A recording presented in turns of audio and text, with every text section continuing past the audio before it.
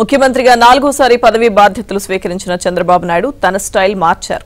గతంలో లాగా గంటల తరబడి సమీక్షలు, గంటల కొద్ది ఆలస్యం వంటి అంశాలకు స్వస్తి పలికారు. పాత విధానాలకు ముగింపు పలికారు. సమయ పాలనతో పాటు పాయింట్ టు పాయింట్ సమీక్షలు, అపాయింట్మెంట్లు కూడా ఇచ్చిన సమయానికే జరిగే విధంగా చంద్రబాబు సరికొత్త నిర్ణయాలు తీసుకున్నారు. ప్రమాణ స్వీకారం చేసిన మరుసటి రోజు నుంచే ఈ కార్యక్రమాలు ప్రారంభమయ్యాయి. జగన్ రెడ్డి పరదాల పాలన నుంచి ప్రజాపాలనకు ముఖ్యమంత్రి చంద్రబాబు శ్రీకారం చుట్టారు.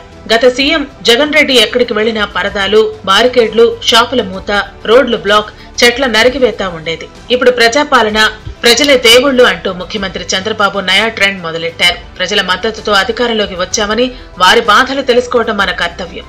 విధి అంటూ సీఎం చంద్రబాబు తన మార్గపాలన అందించేందుకు అడుగులు వేస్తున్నారు. జగన్ రెడ్డి ప్రభుత్వంలో వ్యక్తమైన తీవ్ర విమర్శలను దృష్టిలో ఉంచుకున్న ముఖ్యమంత్రి సచివాలయం కేంద్రంగా తన పాలన కొనసాగిస్తున్నారు. రివ్యూలు, నిర్ణయాలు, సమయపాలన, అపాయింట్మెంట్ల విషయంలో విస్తృత మార్పులు చేశారు. గతంలో లాగా అపాయింట్మెంట్ తీసుకున్న వారికి వెయిట్ చేయాల్సిన అవసరం లేకుండా చేశారు. పవర్ పాయింట్ ప్రెజెంటేషన్లతో సుదీర్ఘ సమీక్షలు వద్దని స్పష్టం చేశారు.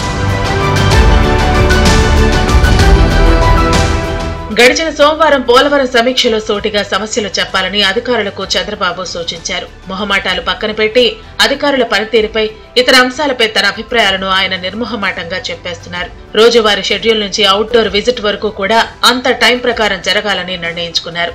సచివాలయంలో అపాయింట్మెంట్లు ఇచ్చిన వారికి కూడా వెంటనే రావాలని, నిర్దేశించిన సమయానికి ఉండి తీరాలని పేషి సిబ్బంది వారికి ఫోన్ చేసి మరీ చెబుతున్నారు. పార్టీ కార్యాలయానికి వెళ్లినా కూడా చంద్రబాబు సమయపాలన పాటిస్తున్నారు. ప్రతి శుక్ర, శనివారాలు పార్టీ ఆఫీసుకు వెళ్లాలని భావించారు. అయితే ఈసారి 2 రోజుల పాటు అసెంబ్లీ సమావేశాలు ఉండటంతో పార్టీ కార్యాలయానికి వెళ్లటం సాధ్యం కాదేమోనని భావిస్తున్నారు.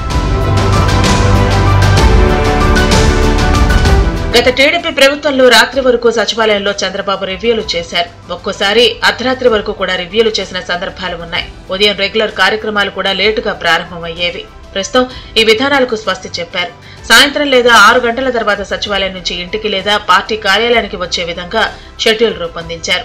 2014 నుంచి 2019 వరకు ఉన్న షెడ్యూల్కు భిన్నంగా ఈసారి చంద్రబాబు పనితీరు ఉంటుందని నేతలు చెబుతున్నారు.